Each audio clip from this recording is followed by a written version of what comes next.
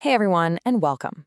Today, we're diving into a really short but honestly mind-blowing document that gives us this fascinating glimpse into the future of education and business.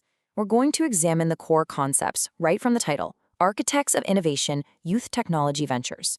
It's super brief. You could probably read it in one breath, but it packs a serious punch about where the next great ideas are actually coming from. And we are going to break down exactly what that means for the future. Okay, let's dive into this by asking a really foundational question, and I want you to conceptually challenge your own assumptions here for a second. When I ask, who builds the future of technology, what image pops into your head? You're probably picturing, 20-somethings in Silicon Valley garages, seasoned software engineers, or established tech billionaires wearing turtlenecks, right? We've been conditioned for decades to think that building the future requires years of industry experience and massive venture capital.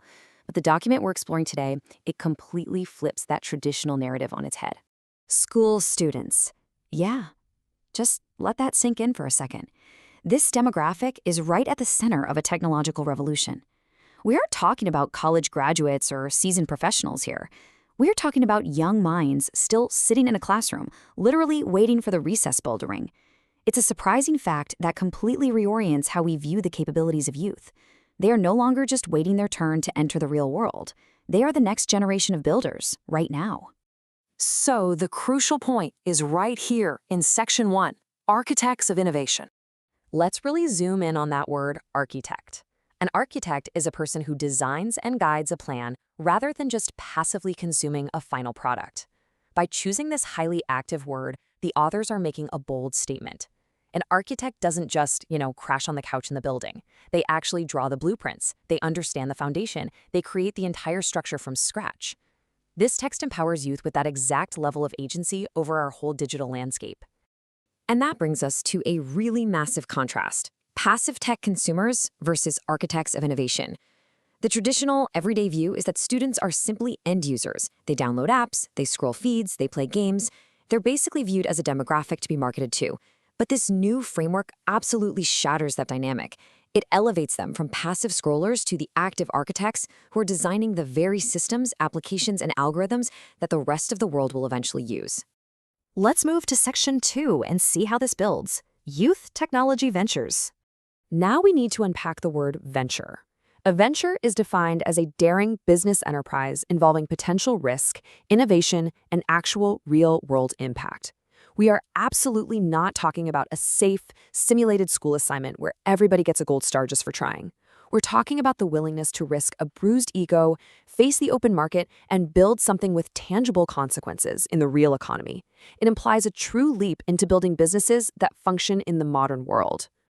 So, if we take a step back and look at the conceptual framework we've extracted here, we have 4 foundational pillars: architects of innovation, youth technology ventures, tech-based businesses, and school students.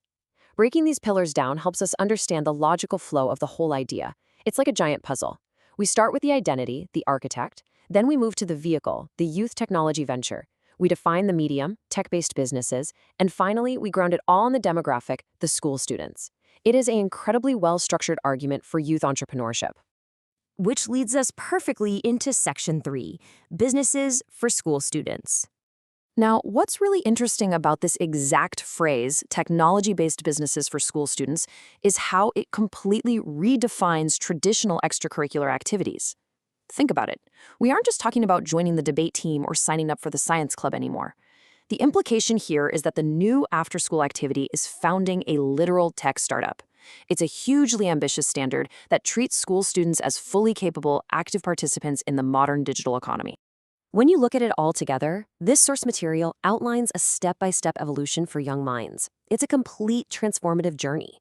Let's walk through it. Step 1, you begin simply as the school student, sitting in class, observing information, learning the basics. Step 2, you engage in the technology venture. You decide to take a risk, build a tech-based business, and apply what you know to the real world. And Step 3, through that entire crucible, you emerge as the architect of innovation, a true builder of the future. It's a beautifully simple, yet totally profound progression. So I want to leave you with this final thought to really chew on. What happens when the classroom becomes a launchpad for real-world innovation? Seriously, when we stop seeing school students as just mere consumers of technology and start treating them as the architects of tomorrow's tech ventures, the potential is absolutely limitless. It's a powerful paradigm shift that changes the game for education and business alike. I hope this deep dive leaves you as eager as I am to support and witness the next generation of youth enterprise. Thanks so much for joining me to explore this today, and as always, keep learning.